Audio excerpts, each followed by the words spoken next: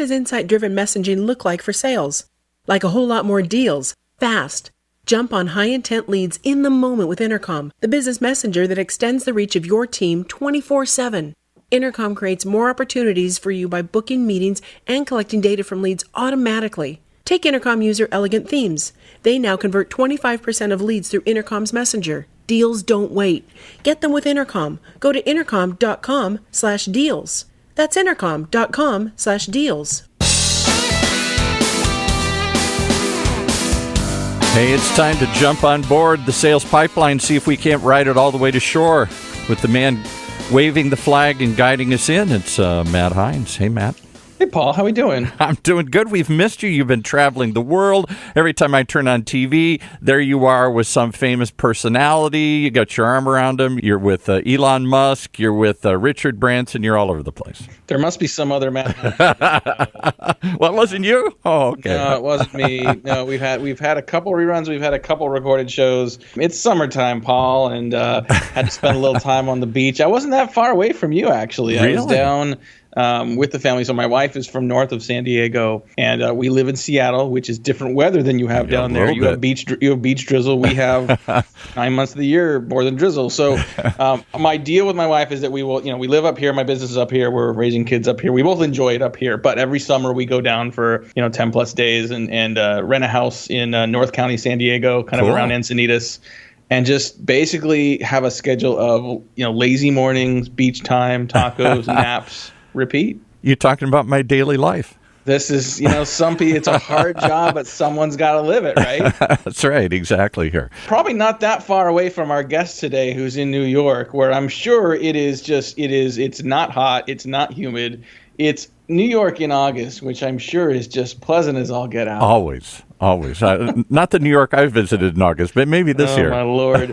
Well, I'm East Coast bound myself next week. I'll be going a little north. I'll be in Toronto next week, so hopefully not quite as bad. But anyway, thanks everyone for joining us on another live episode of Sales Pipeline Radio. Very excited to have our new sponsor Intercom with us. You'll hear more about them a little later, and they'll be with us for much of the rest of 2019. So thanks very much, Intercom, for joining us as a proud partner and sponsor here on Sales Pipeline Radio. If you're joining us live on the Funnel Media Radio Network, thanks so much for making us part of your work day.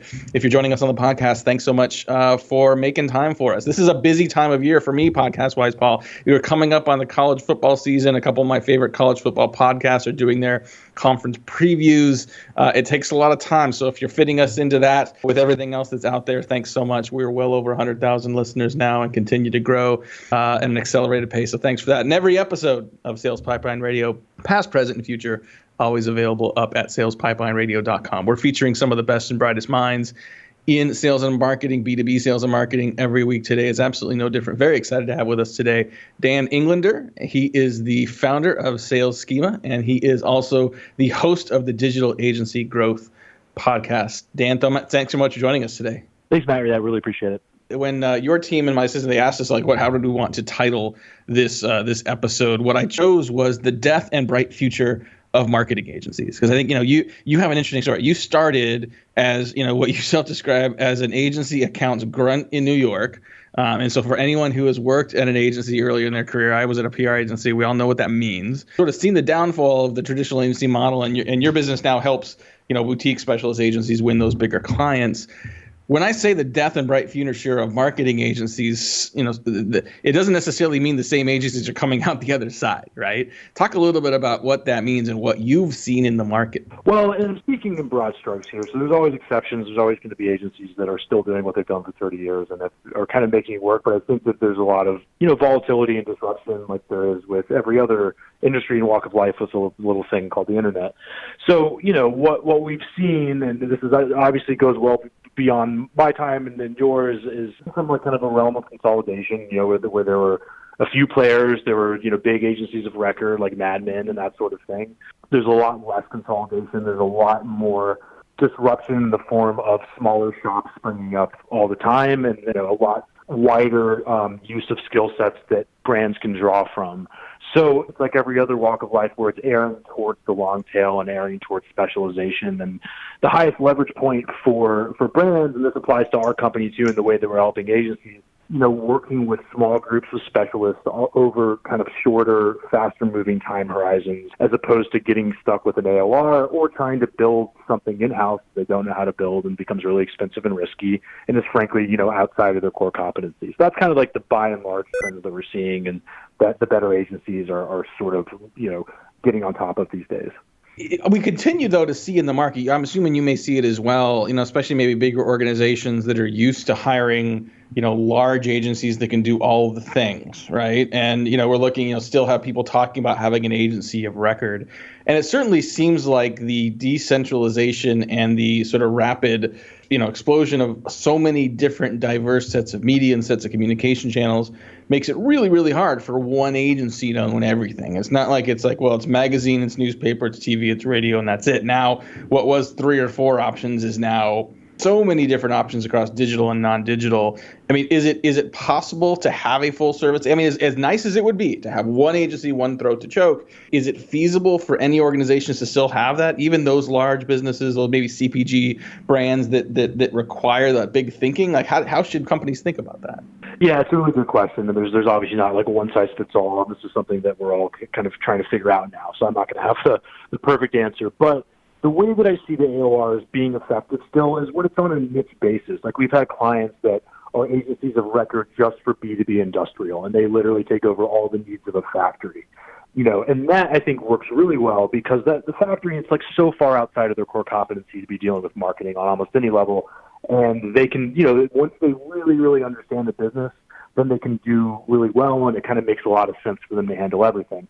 But I tend to be skeptical, in this day and age about the utility of a giant agency of record serving all the needs for, Coca-Cola or something like that, because there's just, things are moving so fast, and I think that, opportunity cost tends to be a lot higher stuck with one agency for too long. Understanding of the technology, I think we've talked about this before, perhaps a little bit, but navigating something like 50,000 pieces of technology, 50,000 ad tech companies is really hard too. So to have like one group of people that is probably offloading a lot of that work to smaller shops anyway, and that's not a secret to anyone, becoming more, less effective, if that makes sense. I agree with that. We're talking today on Sales Pipeline Radio with Dan Englander. He is the founder of Sales Schema. And talk a little bit about what you see with marketing service companies in terms of their ability to sort of find and win big deals. What do you see in terms of their sophistication around sales pipeline strategy? And what are some of the biggest efficiencies that you tend to have to go and focus on to help them build more pipeline? Yeah, it's a great question. And by and large, most of the agencies that we work with and that we see out in the market have built themselves up on referrals and personal networks, and they get to a spot where that's not working anymore, and they're well aware that it's not working. And then they kind of get into this mode of trying to do sales as a hobby and trying to do sales in their spare time, and then they get caught off course with, different tactics and shiny objects when really they haven't really built the human capital out, the actual people to go out there and hunt and do all the things that are sophisticated that you're talking about on your show every week. So where they're starting from is kind of at a place of trying to get relationships and trying to get new business more consistently outside of their personal networks. And that's something that we're helping them out with a lot, because what we find is like a lot of the times they'll be trying to build a sales team in-house, but it's based on knowledge they don't have yet. And it's also a very expensive and risky proposition, because your listeners and you, I'm sure, are familiar with predictable revenue and, the ideal, platonic ideal of the sales team and all of these things that are really required to make it all work. And there's different variations on them. There's not like a perfect model for it, but it essentially takes a fulfillment process in the team. Our whole value prop is kind of being that in a more ready-to-go way that's, again, practicing what we preach, specialized on a niche or on marketing service companies, basically, if that answers the question. It does, yeah. And I think when I first got started about 11 years ago, had a friend of mine that was running an agency, and I asked him, this is around 2008, and his response to Sales Pipeline was, well, phone used to ring, and now it doesn't ring as much anymore. In that time, there's been a lot of flossiness around the idea of inbound. Like, if I get enough traffic, like that's just going to solve my lead problem. Well, inbound doesn't really solve for quantity or quality. There's no predictability around it. And even if you get an inbound lead, I mean, I think for those that have gone through this process, a qualified lead doesn't close itself. So talk a little bit about sort of the idea of building deal flow, but also creating a more disciplined approach to managing and converting the opportunities that are in front of you. Yeah, it's a good question. And a lot of it is sort of like an initial mindset change. From I'm talking to people, I want to talk to people when they're solution aware, to I want to talk to people when they are problem aware and before they get to that solution aware stage. Because at that point, with the amount of competition and the flood of marketing services, by the time somebody's solution aware, unless you're just really lucky, it's unlikely you're going to be in touch with them on a level that's quantifiable enough to sustain your agency. So the first thing is kind of getting somebody for us to be partnered with in the agency that is excited and motivated to be talking to people at an earlier stage. That's kind of the first step. And then from there, I think we're seeing a lot of situations where people are still tied to that, kind of stuck in this reactive mode of, we're going to have a good conversation and then hit us up later when you have a need. And that's, that very rarely works, because guess what's going to happen? That great conversations you had with the CMO 6 months ago, they're going to forget all about it. They're going to get busy. You're going to get busy. And then they're going to re-bubble this thing to the top 6 months later. And then whoever happens to be in front of them in their inbox, and their search results or whatever it might be, is going to be the one that wins the business. And that could be you if you're lucky, but it probably won't be. So a lot of what we're doing is kind of recommending ways for our clients to get people in the door sooner. I mean, for us in our business, it happens to be a paid strategy, an audit, kind of going through their situation, suggesting something helpful, regardless of whether or not they implement it. And, our better clients, whether they're selling big web projects or they're selling, consistent marketing services, have usually something to that effect that's kind of specific to their industry. And, this is back to specialization again. That process of figuring out what that thing is becomes a lot easier when you have constraints, when you don't have a million markets you're serving, when you might have like 2 or 3 and eventually maybe just 1. So that's kind of the first thing from there. And then I could go a lot further into tactical stuff in terms of what we're doing and what we're building out, but I'll leave it to you. No, I think it's super helpful to hear, and I think that you mentioned sometimes people's urgency to buy or people's timeline to buy isn't necessarily ours, and we see that across many different industries and different size and types of companies. And at the same time, while it may feel kind of like simple and random that the buyer just follows up with whoever was right in front of them most recently, it's also the solution to sort of getting some of those deals back is almost just as simple. Just continue to follow up, right? I mean, just don't go dark and hope that they're going to remember and hope they're going to be there for you when they are ready. Well, we got to take a quick break. We're going to have to pay some more bills. We'll be right back on Sales Pipeline Radio. We got more with Dan Englander. He is the founder of Sales Schema. We're going to be talking about multi-channel marketing, talk a little bit about his podcast. Might even get into a little Brazilian jiu-jitsu, Paul. Maybe we'll see. We'll be right back on Sales Pipeline Radio. Sales Teams, is your website helping you turn prospects into customers? Because Intercom thinks it should be. Intercom makes that little chat bubble in the corner of a website. That's their messenger, but it's so much more than that. The Intercom Messenger is designed for businesses to jumpstart on customer intent in the moment. It connects you when you're there or automatically books meetings and captures data leads when you're away. You'll sell more efficiently. Like Intercom user Elegant Themes. They added the Intercom Messenger to their site, and now they convert 25% of their leads to paid subscriptions through live chat. Just having the Messenger sparked valuable customer conversations that Elegant Themes might not have had otherwise.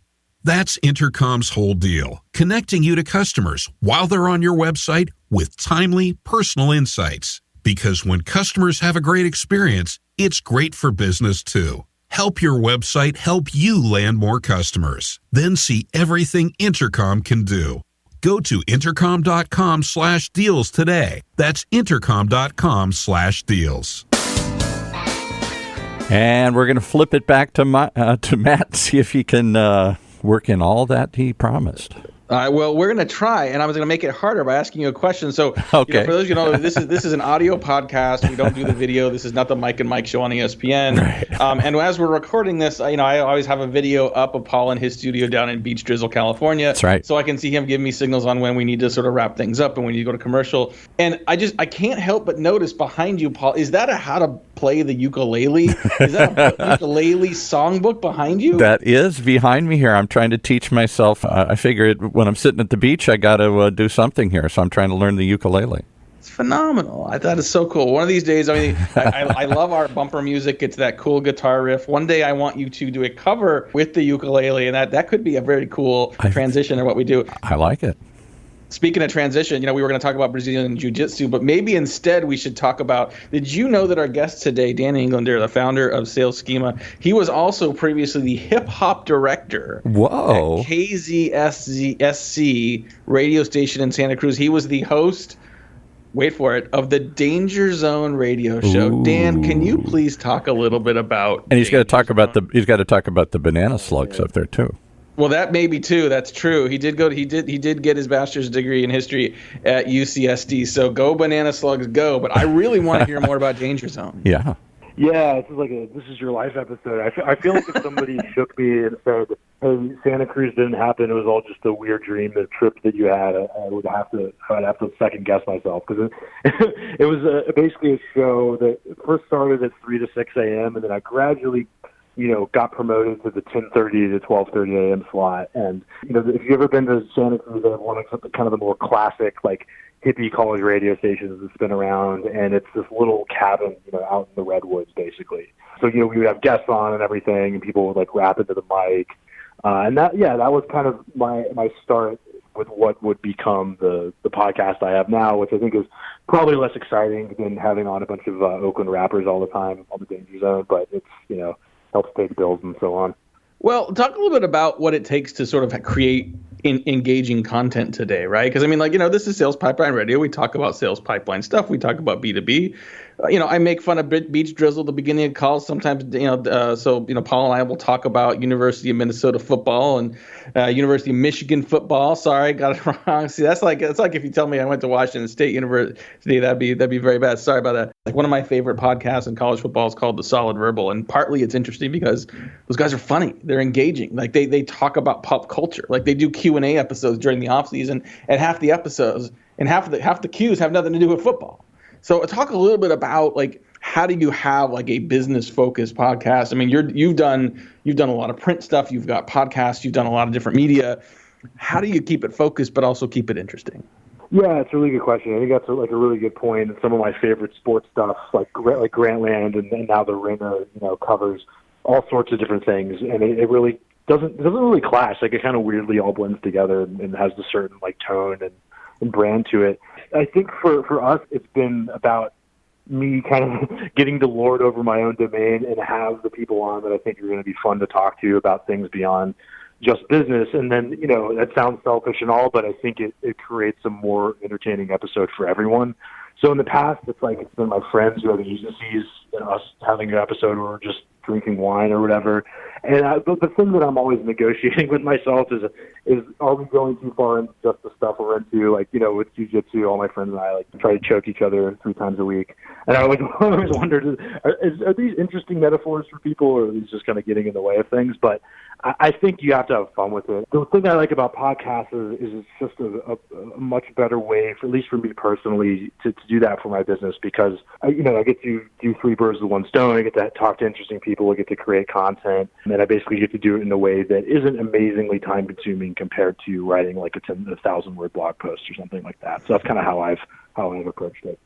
Well, if you do it right, I think you basically do write close to a 10,000-word blog post just with the podcast itself. If you take an edited version of this, you put it up on your site as Q&A. Should be quite a few decent keywords in there that the search engines like. In addition to the fact, I guess I should say, that a lot more people are listening to podcasts. And the more and more I listen to the successful podcasts, they're not people that have engineered a particular format. They're like, I did something I would listen to. I did something that was fun. I did something I would enjoy, right? And so I think that to follow that, and I think for those that, maybe saying, I'm thinking about starting a podcast, but I don't really have an angle or strategy yet. Just get on, talk. Just be yourself. If you're going to be successful, it's going to be based on not just your insights, but your personality, your ability to open up and be casual and just have some fun with it. Yeah, exactly. And I find it to be a much easier way to handle things. To back up a bit, like, I'm going to be having these conversations anyway if I'm doing what I'm supposed to be doing for our clients and for my business. I'm going to want to learn what's going on in different areas and so on. And, obviously some conversations are better to have in private when it comes to that. But a lot of this stuff, there's no reason that it can't be helping others at the same time. So that's kind of how I feel about it. This is just a force multiplier. All right. So with my marketing hat on, I can say like this all makes sense. This is a great way to do a podcast, great way to drive engagement. That's all fine and good. As the host of Sales Pipeline Radio and as the founder of Sales Schema, how do I take all this stuff? How do companies justify all of what we're talking about here and say, well, how does this generate pipeline for me? How do you cross the chasm from all of this great engaging content and say, okay, but like my job is not to drive. I mean, we've got a lot of listeners. That's great. But how do I convert that into something I can buy a beer with? Yeah, so, I mean, if we're getting into the tactical forest, which we can do with the caveat that it's not going to be, a one-size blueprint for everybody, but I can talk about what's worked for us. And it's essentially been, selling ourselves, giving away stuff that's useful on the podcast and kind of getting people into the loop like that. And then from there, we really like to mix it up. So it's not just like we're just interviewing people that we might want to sell to one day, but we're interviewing other people that our clients need to be partnered with and listening to. But I think that if you're just thinking about a podcast as just a way to close deals directly, it's kind of not the right way to do it anyway. I think it's more of a broad frame sort of thing where it might not be the role of the new business person that just has a sales quota to be the one running the podcast. I think it's more of a CEO or marketing person or a broader role. Because there's a lot of partners, there's people that we can work with, there's other, like we're doing now, like there's other inroads, there's potential hires you might make in the future. All of these things can come from the sort of relationships you're developing by having a barrel of ink, in the form of a podcast. That's kind of how I think about it. Just a few more minutes here on Sales Pipeline Radio, wrapping up with Dan Englander. He's the founder of Sales Schema. We will put links to his company website and his content channels as well in the notes for this podcast. Dan, I mean, you've run a successful career really from the bottom up, right? Starting at the ground up as an account coordinator, moving into more senior roles, and now in your role as founder of your own company. Who are some of the people that you've learned from along the way? They could be authors, professors, managers, people that you might recommend other people check out and learn from as well.